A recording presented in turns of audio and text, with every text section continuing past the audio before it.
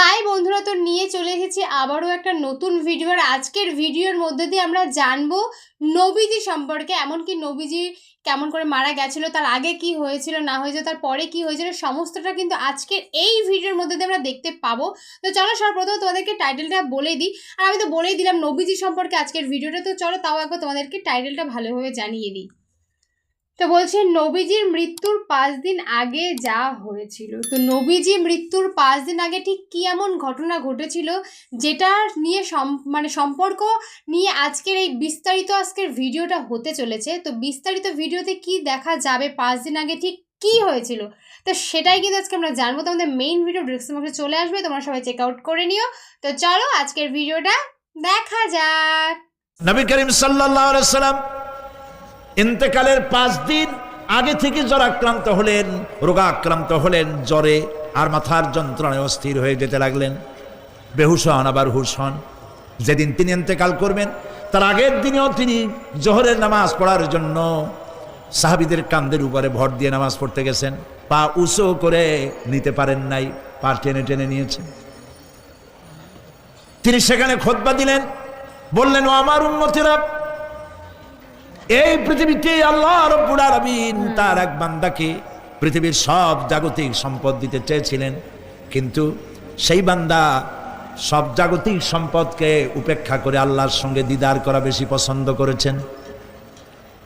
কেউ কিছুই বুঝলো না। হযরত আবু বকর রাদিয়াল্লাহু তাআলা আনহু খুব কাঁদতে লাগলেন। তিনি বুঝতে পেরেছেন যে এই পৃথিবীতে সমস্ত সম্পদ দিতে চেয়েছিলেন আল্লাহ যাকে, তার নাম বিশ্বনবী।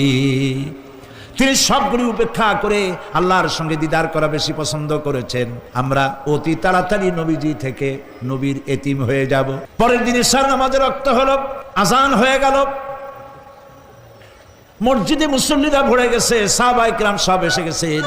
হুজুরের জন্য বহুক্ষণ অপেক্ষা করার পর হযরতে আবু বকর রাদিয়াল্লাহু তাআলা আনহু তিনি ইমামতির জায়গায় দাঁড়ায় গেছেন। নবীজি বেহুশ অবস্থায় ছিলেন ঘরের মধ্যে। হুশ আসার পর তিনি হযরত আয়েশাকে বললেন, আয়েশা, মসজিদে নববীতে এখন কি হতেছে? তিনি বললেন, নামাজ হচ্ছে, লোকেরা আপনার অপেক্ষা করেছে, কিন্তু আপনাকে না পাইয়া দীর্ঘক্ষণ অপেক্ষা করার পর আপনাকে না পেয়ে আমার বাবার ইমামতিতে তারা নামাজ পড়তেছে, কিন্তু মুসল্লিদের মধ্যে কান্নার রোল পড়ে গিয়েছে। তাদের ধারণা হয়েছে নবীজির জায়নামাজে যখন হযরত আবু বকর দাঁড়ায় গেছে, নবীজির পিছনে নামাজ পড়া আর আমাদের কিসমতে হবে না। নবীজি বলছেন, আয়েশা রে, মসজিদে নববীর দিকের দরজাটা খুলে দাও, আমি নামাজের দৃশ্য দেখতে চাই। দরজা খুলে দেওয়া হলো। নবীজি কোন রকম মাথা উঁচু করে মসজিদে নববীতে নামাজের দৃশ্য নিজে অবলোকন করে আবার শুয়ে পড়লেন। হযরত আয়েশা লক্ষ্য করে দেখেন নবীজির চোখের পানি দিয়ে কোনা দিয়া পানি বেয়ে বেয়ে পড়ছে। হযরত আয়েশা প্রশ্ন করলেন, ইয়া রাসূলুল্লাহ, নামাজের দৃশ্য দেখি কাঁদছেন কেন? হুজুর বলেন, আয়েশা রে, এটা কোনো দুঃখের পানি নয়, আমি কাঁদতেছি এই জন্যে, এই নামাজের জামাত কায়েমের জন্য তায়েফের ময়দানে অনেক রক্ত ঝরেছে, আবার উহুদের ময়দানে দান দান শহীদ হয়েছে, সাহাবায়ে কেরাম জীবন দিয়েছে। আজ আমি দেখতে পেলাম আমার উম্মতেরা জামাতে নামাজ পড়ছে। আমার ধারণা হলো ভবিষ্যতে কিয়ামত পর্যন্ত আমার উম্মতেরা এইভাবে জামাত বন্দী হয়ে নামাজ আদায় করবে। নবীজি আবার বেহুশ হয়ে পড়লেন। মসজিদে নববী থেকে আজ আর কেউ বাড়ি যায় না, সবাই কান্দে। আজ রাত বোধহয় নবীজি কাটাবেন না। মেয়েরা কাঁদতেছে, সাহাবায়ে কেরাম কাঁদতেছেন, আজওয়াজে মুতাহারাত তারা কাঁদতেছে। নবীজির আবার হুশ হলো, তাকায় দেখেন ঘরের মধ্যে কান্নাকাটি, মসজিদে নববীতে কান্নাকাটি। সব থেকে বেশি কাঁদতেছেন মা ফাতেমা। নবীজি হযরত ফাতেমার কান্না দেখে ইশারা করলেন, কাছে আয়। হযরত ফাতেমা রাসূলের কাছে গেলেন। নবীজি কানে কানে কি যেন বললেন, কান্নাটা বন্ধ হয়ে গেল। হযরত আয়েশা জিজ্ঞেস করলেন, মা, তোমার আব্বা তোমার কানে কি বললো আর কান্না বন্ধ হয়ে গেল? হযরত ফাতেমা বলে, আম্মাজি, আমার আব্বা আমাকে বললেন, মা ফাতিমা, তোমার কান্না আমার বরদাস্ত হয় না, কেঁদো না, আমি মৃত্যুর পরে সকলের আগে তোমার সাথে আমার দেখা হয়ে যাবে। হযরত ফাতেমা বলছেন, আম্মাজি, আমি বুঝতে পেরেছি আমার আব্বার এই কথার অর্থ কি। নবীজির ইন্তেকালের পরে আত্মীয় স্বজনের মধ্যে সবার আগে আমার মৃত্যু হবে, আর আমার পিতার সাথে আমি মিলিত হতে পারবো। রাত যখন শেষ হয়ে এলো, নবীজির হুঁশ হয়েছে, তাকায় দেখেন হযরত জিবরাইল দাঁড়ানো। হযরত জিবরাইল নবীজির চেহারা মোবারকের দিকে তাকায় বলেন, আসসালামু আলাইকা ইয়া রাসূলুল্লাহ। আল্লাহ আপনাকে সালাম বলেছেন, আর আল্লাহ পাক জানতে চেয়েছেন আপনার মুখে আপনি কেমন আছেন। আল্লাহ জানেন আপনার অবস্থা কি, তারপরেও আপনার মুখে শুনতে চেয়েছেন আপনি কেমন আছেন। নবীজি বলছেন, জিবরাইল বড় কষ্টে আছি, বড়ই যন্ত্রণা, বড়ই কষ্ট। হযরত জিবরাইল বলছেন, ইয়া রাসূলুল্লাহ, আজকে এক নতুন ফেরেশতা আমি সাথে করে নিয়ে এসেছি। এই ফেরেশতা পৃথিবীর কোনো নবী অথবা কোনো মানুষের কাছে যাওয়ার জন্য অনুমতি চায় না, আজ আপনার কাছে অনুমতি ভিক্ষা চায় কাছে আসার জন্য। ওই ফেরেশতার নাম হচ্ছে মালাকুল মউত। হযরত মালাকুল মউত বলেন, ইয়া রাসূলুল্লাহ, এই পৃথিবীতে আদম আলাইহিস সালাম থেকে নিয়ে পর্যন্ত কোন মানুষের জান কবজের জন্য আমার অনুমতি চাওয়া লাগে নাই, আর কোনোদিন লাগবে না। আজ আমি আসার সময় আল্লাহ বলেছেন আপনার জান কবজের জন্য আমি যেন আপনার কাছে অনুমতি ভিক্ষা চাই। নবীজি বলছেন, আমি যদি অনুমতি না দেই তো কি হবে? হযরত মালাকুল মউত বলছেন, ইয়া রাসূলুল্লাহ, অনুমতি যদি না দেন আমি ফেরত চলে যাব, আমাকে সেভাবেই বলা হয়েছে। হযরত জিবরাইল বলেন, ইয়া রাসূলুল্লাহ, হে আল্লাহ রাব্বুল আলামিন আপনার দিদারের ইন্তজার করতেছে। নবীজি বলছেন, মালাকুল মউত, তুমি জান কবজের কাজ শুরু করো। মালাকুল মউত যখন কাছে এসেছে, রাসূল জিজ্ঞেস করলেন, আয়েশা, ঘরে যে কয়েক টুকরা স্বর্ণ ছিল সেগুলোর কি অবস্থা? ছোট ছোট 6 টুকরা স্বর্ণ ছিল। হযরত আয়েশা বলছেন, হুজুর আমি এগুলো রেখে দিছি। হুজুর বলছেন, না, রাখতে পারবে না, আমার ইন্তেকালের আগে খয়রাত করে দাও। মুহাম্মদ সাল্লাল্লাহু আলাইহি ওয়াসাল্লাম আল্লাহর কাছে অবস্থায় উঠবে না যে তার ঘরের ভিতরে সোনা ছিল, দিয়ে দাও, খয়রাত করে দিয়ে দাও। হযরত মালাকুল মউত রাসূলের জান কবজ শুরু করে দিলেন। রাসূলুল্লাহ জীবনের শেষ কথা বললেন, আসসালাত আসসালাত ওয়া মা মালাকাত আইমানুকুম। আমার উম্মতেরা, বিদায় লগ্নে বলে গেলাম, নামাজ নামাজ নামাজ ছেড়ে দিও না। প্রিয় ভাইরা,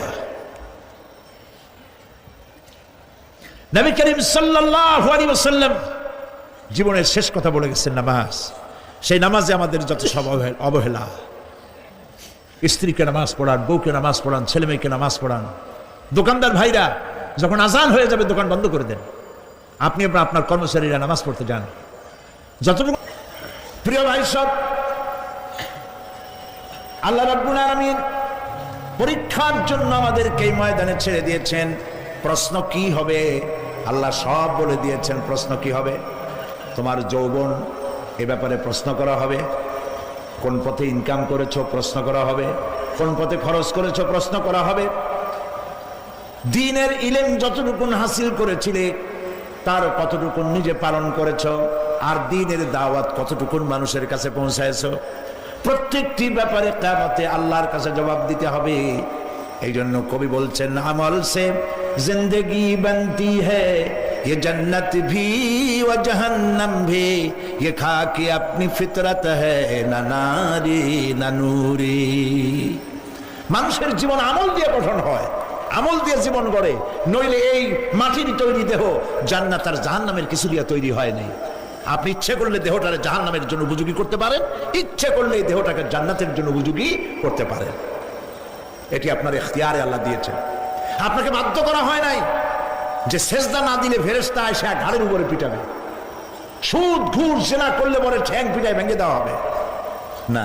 আপনি বাধ্য নন, আপনি সম্মানিত জীব, আল্লাহ সম্মানিত প্রাণী আল্লাহ পাকের, সেই জন্য মানুষকে বাধ্য করা হয় নাই। অটোনোমাস বডি, অটোনমি দেওয়া হয়েছে, আপনাকে স্বাধিকার দেওয়া হয়েছে।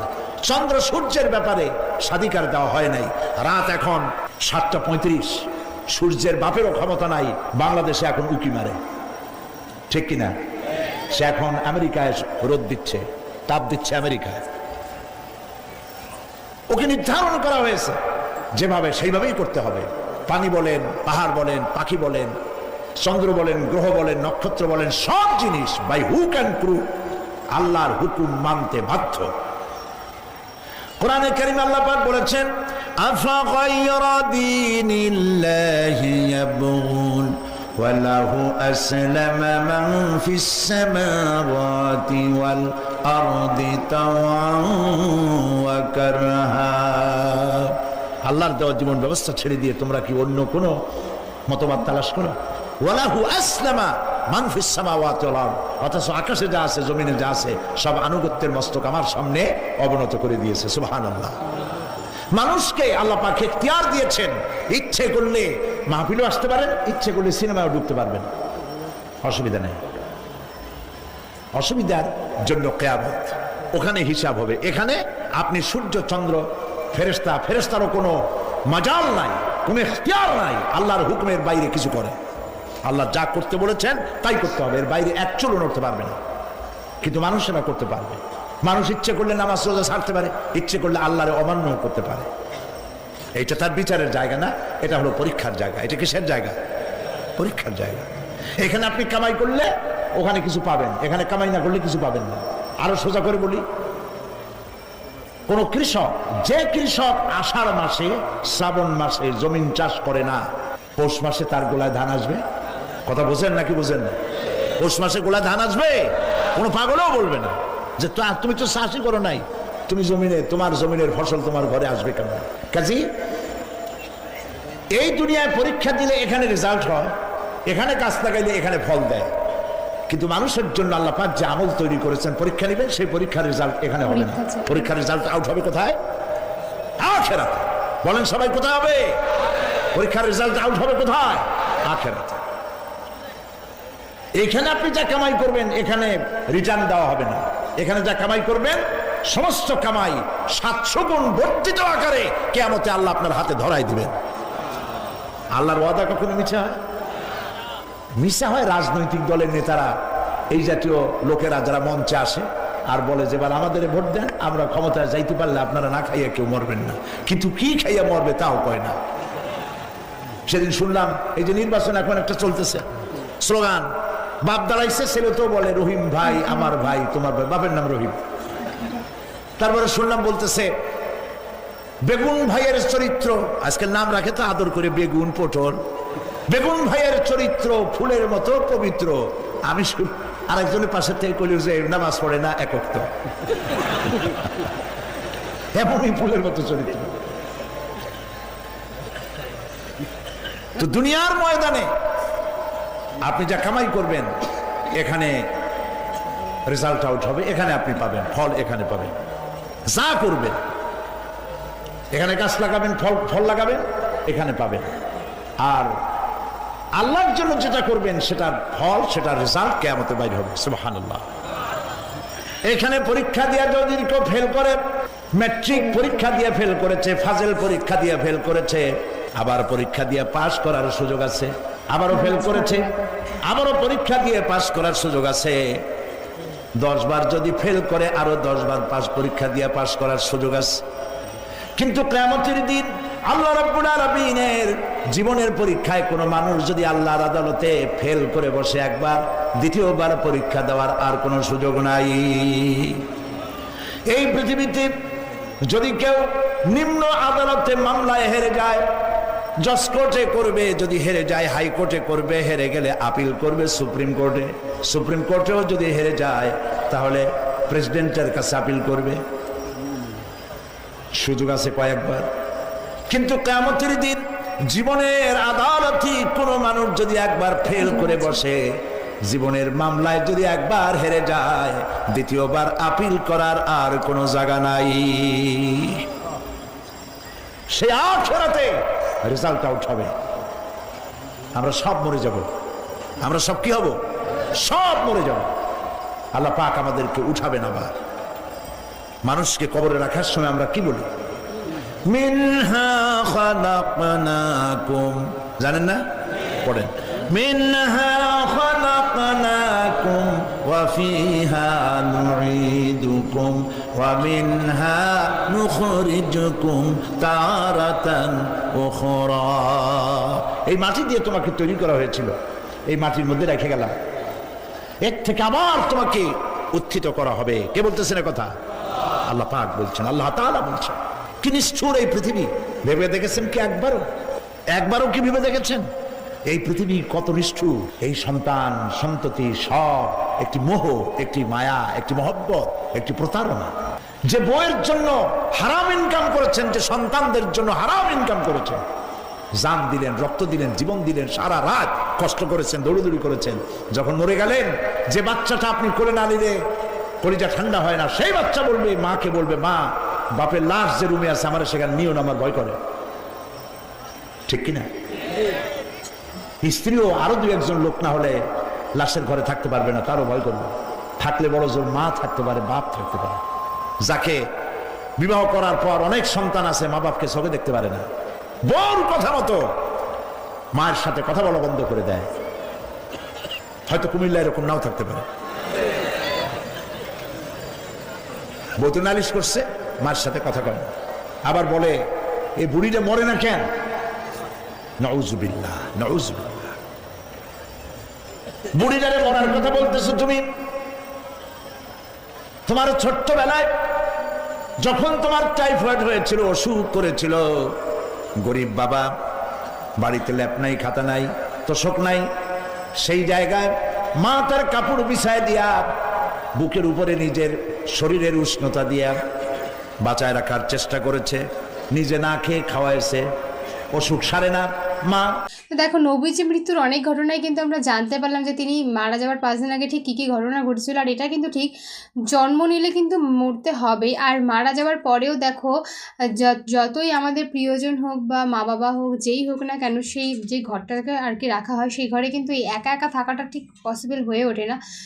তারা কিন্তু আমাদের সবচেয়ে কাছের মানুষ ছিল, কিন্তু তা সত্ত্বেও যদি 2-3 জন থাকে তবে কিন্তু তার পাশে থাকা যায়, তা বাদে কিন্তু থাকা যায় না। আর এটাও কিন্তু বলছে যে 5 ওয়াক্ত নামাজ অবশ্যই সকলে পড়ো। আর বেসিক্যালি একটা কথা বারবার বলছে যে মানে জীবনে যতই কাজ থাকুক না কারণ নামাজকে কেউ অবহেলা করো না, নামাজটা নিজেদের মতো করে অবশ্যই পড়ো। তো অনেক ঘটনার কিন্তু আমরা আজকে জানতে পারলাম। তো তোমরা কেমন কি জানলে, কতটা কি ভিডিও বুঝতে পারলে, সেটা অবশ্যই আমাদেরকে জানিও। আর নেক্সট তোমরা কী ধরনের ভিডিও দেখতে চাও সেটা তো অবশ্যই আমাদেরকে বলতে হবে, কারণ তোমাদের একটা কমেন্ট হবে নেক্সট ভিডিও। তো চলো পরের ভিডিও নিয়ে আবার চলে আসবো। তো আজকের মতো এখানেই, বাই বাই।